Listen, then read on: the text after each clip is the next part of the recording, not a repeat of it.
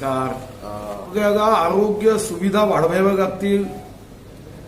येणाऱ्या प्रत्येक वर्षी अशा पद्धतीने कोरोनाचं संकट गृहीत धरून साऱ्या व्यवस्थांच्या संदर्भामध्ये आपल्याला एक ब्लूप्रिंट करण्याची आवश्यकता आहे. पहिली गाठ आली, दुसरी गाठ आल्यानंतर निश्चितपणे जनतेच्या मनात फार मोठी भीती निर्माण झाली आणि या भीतीचा परिणाम या क्षणी इंजेक्शनचा पुरवठा होत नाही, त्यातून राज्य सरकारच्या आरोग्य विभागाचं आरोग्य पूर्णपणे बिघडून गेलं. कुठं ऑक्सिजनचा पुरवठा होत नाही, हॉस्पिटल बांधून तयार आहे, फर्निचरसाठी अटकले आहे, पण नियोजन होत नाही. या संकटामध्ये कोरोना महामारीमध्ये पहिला निर्णय आपल्याला करावा लागेल तो म्हणजे कोरोनाच्या संदर्भात असणारी नसती फाईल ही वेगाने बाहेर निघाली पाहिजे. त्यावर निर्णय घ्यायला 8-8, 10-10 दिवस लागत असतील. उदाहरण, व्हेंटिलेटरचा ऑर्डर मागच्या वर्षी दिला, 17.5 कोटीचा ऑर्डर दिल्यानंतर 4 कोटी दिलेत, तेवढे व्हेंटिलेटर आले, बाकी पैसेच दिले नाही. साऱ्या आरोग्यविषयक बाबी जर तांत्रिक अडचणीमध्ये अटकल्यात तर हे संकट अशाच पद्धतीने वाढेल. आणि 3 प्रमुख मुद्द्यावर या संकटावर मात करण्यासाठी आपल्याला अतिशय उत्तम सर्वांना विश्वासात घेऊन नियोजन केलं पाहिजे. टेस्टिंगची संख्या वाढवली पाहिजे. आज टेस्टिंगच्या संदर्भामध्ये जो रिपोर्ट आहे तो 72 तास, 4 दिवस, 5 दिवसांनी येतो. तोपर्यंत तो पेशंट स्वतःमध्ये असणाऱ्या कोरोना व्हायरसचा प्रसाद वाटत गावभर फिरतो. आणि मग अशा प्रसंगात 24 तासामध्ये टेस्टिंग, जोपर्यंत टेस्टिंगचा रिपोर्ट येत नाही तोपर्यंत त्या व्यक्तीने बाहेर जाता कामा नये. निगेटिव्ह असेल तरच त्याला बाहेर जाता येईल, पॉझिटिव्ह असेल तर ताबडतोब त्याला होम क्वारंटाईन किंवा क्वारंटाईन सेंटरमध्ये, जिथं आपण कोविड केअर सेंटर आपण करतो सीसीसी, किंवा त्याची तब्येत चांगली नसेल. कारण टेस्टिंग यासाठी महत्वाचे आहे.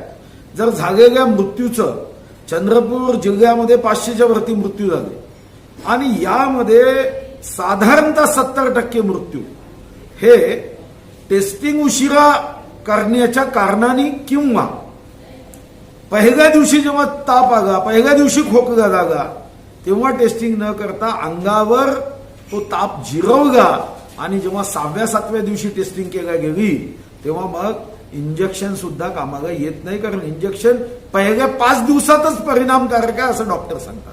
मग 6व्या, 7व्या, 8व्या, 9व्या दिवशी इंजेक्शन देऊन त्याचा उपयोग होत नाही. दुसरी गोष्ट जनजागरण. अनेकदा आपण पाहतोय की जनजागरण इतकं कमी आहे. मास्क लावायचा पण तो नाकाच्या खालती ठेवायचा. आणि आजचा कोरोना हा हवेतून येतोय. मास्क आपल्याला जेव्हा आपण एकांतात असतो तेव्हाही काढणं धोक्याचं झालं आहे, कारण त्या हवेमध्ये तो व्हायरस असू शकतो. आणि मग अशा प्रसंगामध्ये जनजागरण की यामध्ये आपण या कोविड पासून, कारण एकच आता आपल्यापाशी हाती आहे, आपण ऑक्सिजनचा सप्लाय वाढवू शकत नाहीये, इंजेक्शनचा सप्लाय वाढवू शकत नाहीये, व्हेंटिलेटरचा सप्लाय वाढवू शकत नाहीये, आयसीयू बेडचा सप्लाय वाढवू शकत नाहीये, ऑक्सिजन बेडचा सप्लाय वाढवू शकत नाही. मग अशा प्रसंगात काय की आपली तब्येतच बिघडू नये याची काळजी सर्वांनी घ्यावी.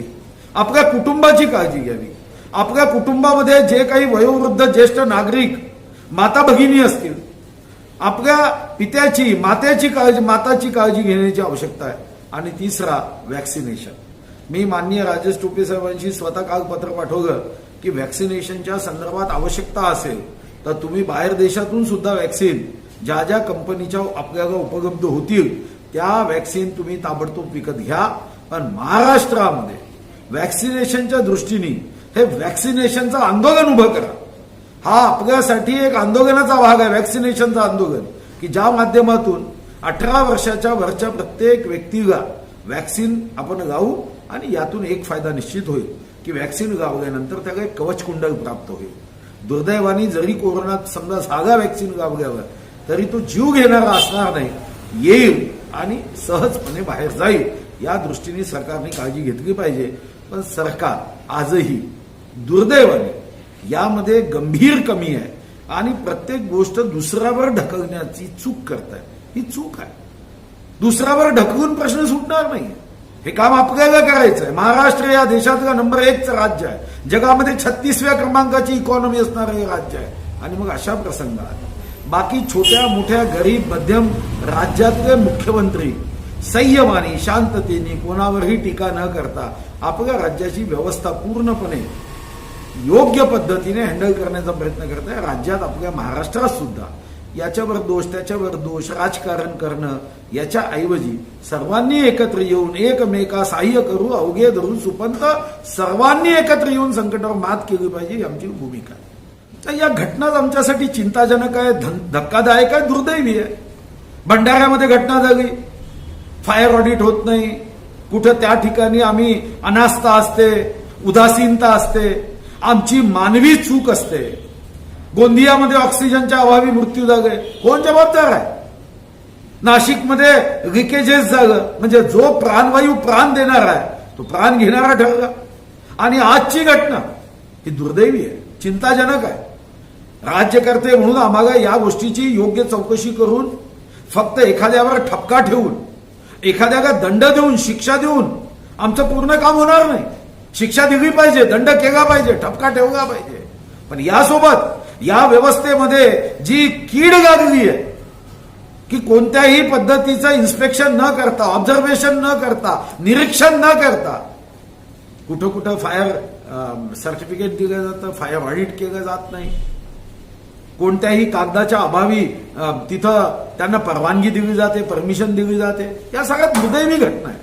अशा पद्धतीने परमिशन, अशा पद्धतीने त्यांना मान्यता, निर्णय घाईने घेतले पाहिजे याबद्दल दुमत नाही.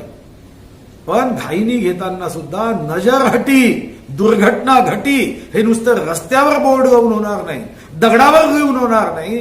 तर हे मनात कोरण्याची आवश्यकता आहे की नजरहटी दुर्घटना गती आपण काळजीपूर्वक या परवानग्या देत्यांना सर्व प्रमाणपत्र आहे की नाही, सर्व सर्टिफिकेट आहे की नाही, फायर इन्स्ट्रुमेंटची व्यवस्था झाली आहे की नाही, फायर ऑडिट झालं आहे की नाही, त्या इमारतीच्या मजबूतीच्या संदर्भात काय साधारणतः त्या ठिकाणी आपण व्यवस्था केली आहे या दृष्टीने लक्ष देण्याची आवश्यकता आहे. असं आहे की 5 लाख रुपये दिल्याने शेवटी कोणाचा जीव तर परत आणता येत नाही. आणि कोणीतरी आपल्या पुस्तकामध्ये हे वाक्य लिहिलं की एका मानवी जीवनाची किंमत किती, तर साऱ्या पृथ्वीवरची सारी संपत्ती, सोने चांदी हिरे माणिक मोती सर्व एकीकडे ठेवलं आणि त्या कुटुंबाच्या व्यक्तीचं जीवन एकीकडे ठेवलं तर ते जीवन त्या संपत्तीपेक्षा अनमोल आहे. एखाद्याचा पिता जातो, एखाद्याचा पुत्र जातो, एखाद्याचा पती जातो, एखाद्याची पत्नी जाते, त्या कुटुंबावर झालेला हा आघात, हे दुःख, या वेदना, या काही 5 लाख रुपयाच्या मदतीतून आपण त्या दुःख आणि वेदना दूर नाही करू शकत. आणि म्हणून ठीक आहे, मदत केली सरकारने,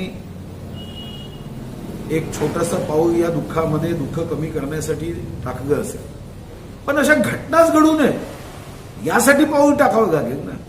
हे काही सूत्र नाही आहे की तुमची अनास्था, तुमची उदासीनता, तुमची चूक, तुमच्या उणीवा, तुमचं राजकारण आणि त्यातून जर मृत्यू होत असेल आणि त्याला 5 लाख रुपयाची मदत केली, आपलं कर्तव्य पूर्ण झालं, आपण या साऱ्या चुकातून मुक्त झालो, आपण या साऱ्या पापातून आपल्याला मुक्ती प्राप्त झाली असं समजता कामा नये.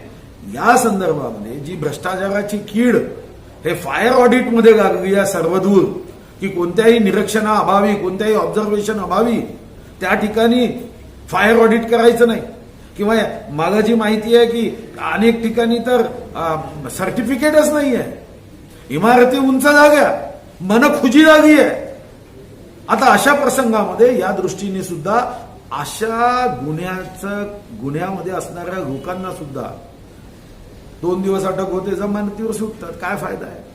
याच्या संदर्भात आपल्याला काहीतरी योजना करावी लागेल. जशा पद्धतीचा व्हायरस असतो त्या पद्धतीची पॉवरफुल वॅक्सिन करावी लागते. तर गुन्हे ज्या पद्धतीचे आहे त्या पद्धतीचे आता कायदे आपल्याला राज्यात करावे लागते. शेवटी आपल्या कायद्याच्या तरतुदीनुसार महाराष्ट्राच्या उच्च पदावर असणाऱ्या व्यक्तींनी इतकं घाणेरडं राजकारण करायचं का? कोणताही हाती कागद न घेता देशाच्या सर्वोच्च पदावर खोटे नाटे आरोप करायचे. माननीय पंतप्रधान मोदयांनी किंवा केंद्र सरकारने अशा पद्धतीने इंजेक्शनचा पुरवठा करू नका असं सांगितलं का? याच्या स्वप्नात येऊन सांगितलं? या का रात्री मध्यरात्री स्वप्न आलं की दुपारी 12 वाजता भर उन्हात स्वप्न आलं? काही बघायचं. काही पदाची गरिमा आहे की नाही? पदाचा सन्मान आहे की नाही? काही संकेत आहे, प्रोटोकॉल आहे, घटनात्मक जबाबदारी आहे? मंत्री म्हणून बेताग वागण्याच्या ऐवजी जर कागदोपत्री त्यांनी काही माहिती दिली की हा माझा कागद आहे, हा तपासून घेतला पाहिजे. आरोपावर आरोप, स्वतःचा अपयश झाकण्यासाठी केंद्रावर आरोप, हा शुद्धपणे बालिशपणा आहे. एकीकडे कोरोनाची फावट चालू आहे चंद्रपूर जिल्ह्यामध्ये आणि चंद्रपूरची जर बोलण्यात जर अर्धवटीवरच्या तलाक साफ करतात, काय म्हणाला? नाही, शेवटी तो त्यांचा भाग आहे. भारतीय जनता पार्टीच्या कार्यकर्त्यांना आम्ही आग्रहाची विनंती केली आहे की कोणी कसं वागायचं हे आपल्या हातात नाही, पण आपण ज्या पद्धतीने जनसेवा करता येईल त्या पद्धतीने करा. जनतेच्या मनात राजकीय नेत्यांविषयी, राजकीय पक्षाविषयी राग आहे, अनास्था आहे, यामधला भाग तुम्ही बनवू नका. कोणाला काय वागायचं वागू द्या. तुम्ही मात्र आपल्या परीने, शक्तीने जेवढं चांगलं वागता येईल तेवढं चांगलं वागा. लोकांना मदतीचा हात द्या. जनता संकटात आहे आणि संकटात असणाऱ्या जनतेला मदतीचा हात देणं हे आपलं कर्तव्य आहे. सत्तेसाठी नव्हे, सेवेसाठी संघर्ष करा. N95 मास्क घातल्यानंतर आपला चेहरा हनुमानजीच्या चेहऱ्यासारखा दिसतो, तर चेहरा फक्त हनुमानजी सारखा दिसू देऊ नका. सेवा हा जो हनुमानजीचा आत्मा होता तो आत्मा घेऊन काम करा. बगारपूरमध्ये आपण आता 150 बेडेड सीसीसी सेंटर उघडतोय, 50 बेडेड DCSC उघडतोय. आपण RT-PCR सेंटर तिथं उघडलं. आता नुकतंच आपल्या मतदारसंघामध्ये आमदार निधीतून आपण 4 अँब्युलन्स आपण तातडीने देतोय. यासोबत मतदारसंघात साधारणतः पहिल्या टप्प्यामध्ये 30,000 मास्कचं वितरण केलं. दुसऱ्या टप्प्यामध्ये 3 लाख मास्क आपण वाटायचं काम करतोय. जनजागरण करतोय. साधारणतः ई-बुक, डिजिटल बुकच्या माध्यमातून जे रुग्ण आहेत त्यांनी काय काळजी घेतली पाहिजे, कारण आता सर्वात महत्वाचं आहे एकतर प्रसार होऊ नये आणि दुसरीकडे प्रसार झाल्यावर त्या रुग्णांनी आरोग्यविषयक काळजी कशी घ्यायची ही सुद्धा माहिती नाही. आणि अनेकदा काही रुग्ण मी बघितलं की ते रुग्ण स्वतःच मेडिकल स्टोअर्समध्ये चालले आहे, ऑटो रिक्षामध्ये बसताय. बिचारा तो ऑटो रिक्षावाला घरी भातावर पोट घेऊन जगतो. सरकारच्या मदतीविना स्वतःचा रोजगार तो करतो. आता त्या ऑटो रिक्षामध्ये हा बसेल तोही बिचारा आजारी होईल. एका ऑटो रिक्षावाल्याचं जर अशा पद्धतीने या कोरोनाच्या संकटामध्ये सापडलं 14 ते 17 दिवस त्याची रोजी जाईल. आज सर्व गोष्टीच्या अडचणी ऑटो रिक्षाधारक हे करतोय. पण अशा प्रसंगामध्ये काय केलं पाहिजे याच्यासाठी आम्ही डिजिटल ई-बुक हे द्यायचा निर्णय केला की लोकांना सहजपणे समजावं. आणि आम्ही हा शक्यतो प्रयत्न करतोय की या संकटामध्ये राजकारण नाही. राजकारणासाठी खूप दिवस आहे. आता एकच समाजकारण. सत्ताधारी पक्षाला विकास कार्य करता येत नाहीये. दुर्दैवानी या संकटाचा सामना करता येत नाहीये. आणि म्हणून त्यांनी जसं शिमग्यामध्ये समोरच्याचे कपडे पांढरे शुभ्र आहे आणि आपण मात्र रंगवेगळे आहोत, तर याच्याही चेहऱ्यावर रंग गाऊन टाका. म्हणजे खरा दोषी कोण, खरा आरोपी कोण हे लोकांना समजणार नाही. असा हे राजकीय शिमग्याचा एक सण सुरू झाला आहे. शिमगा आपल्या राज्यामध्ये वर्षातून एकदा असतो. यांचा शिमगा मात्र 365 दिवस सुरू झाला. मला एकच प्रश्न पडतो की आपण 1,44,000 कोटी पगारावर खर्च करतो, पोलिसांच्या पगारावर 15,000 कोटी वर्षाचे खर्च करतो. तर तुम्हाला असं दोषी आढळलं तर त्याला अरेस्ट करा, पकडा, त्याला इतकी कडक शिक्षा करा की कोणी माईचा गाल असं करता येणार नाही. पण नुसतं मीडियाच्या माध्यमातून जायचं, खोटेनाटे आरोप करायचे आणि नंतर मात्र त्या आरोपाला सिद्ध करण्यासाठी काहीही करायचं नाही, ही मला वाटते एक प्रकारची राजकीय शकुनी वृत्ती आहे. ही राजकीय शकुनी वृत्ती ही आपल्या राज्याचं नुकसान करू शकते. मी जसं अगोदर सांगितलं की महाराष्ट्र कुठेही आर्थिक दृष्टिकोनातून कमजोर नाही. कोरोनामध्ये या संकटात आर्थिक तणाव आलाय, पण आर्थिक दृष्टिकोनातून कमजोर आहे का? आणि आर्थिक दृष्टिकोनातून कमजोर असतं तर माननीय अर्थमंत्री महोदयांनी आता 1 महिन्यापूर्वी आमदारांचा निधी 1 कोटी वाढवला. साधारणतः आमदारांच्या निधीला एकूण आता 1450 कोटी खर्च होतात. तुम्ही या मंत्र्यांच्या बंगल्यांचं नूतनीकरण करताय, त्यांचे ऑफिसेस चांगले करताय, 30 लाख रुपयाची गाडी आपण देतोय नवीन कोरी, आपण 6,500 कोटीचा रस्ता करतोय.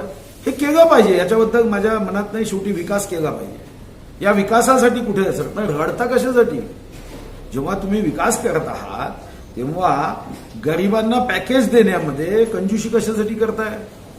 किती पॅकेज देताय तुम्ही? 2000 कोटीचं.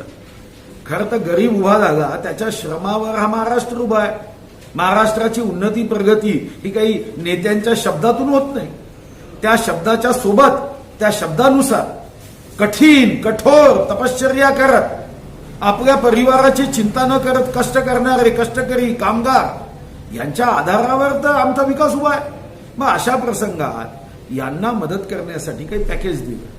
12 बगुतेदार आहे, ऑटो रिक्षावाला आहे, शेतमजूर आहे, दिव्यांग आहे, निराधार, विधवा, परितक्त्या, घटस्फोटिता आहे, बांधकाम कामगार आहे, कुठं कुंभार समाजाचे लोक आहे, कुठं केस कर्तनागे करणारे लोक आहे, कुठं छोट्या मोठ्या अँब्युलन्स चालवणारे लोक आहे, कुठं मालवाहतूक गाडी चालवणारे लोक आहे. असे 43 प्रकारचे लोक आहे की जे कष्ट करतात. पसीना बहाते हैं तब उनके थाली में अन्न का घास आता है. अन्नाचा घास तेव्हा येतो. मग त्यांना पॅकेज देताना अडचण काय हो? आपण किती पॅकेज किती लोकांना देतो? 1000 कोटीचे पॅकेज देतो. मग अशा प्रसंगामध्ये आपल्याला पॅकेज द्यायला अडचण काय? गरिबांना पॅकेज द्यायला आपल्या राज्याकडे पैसे लागतील.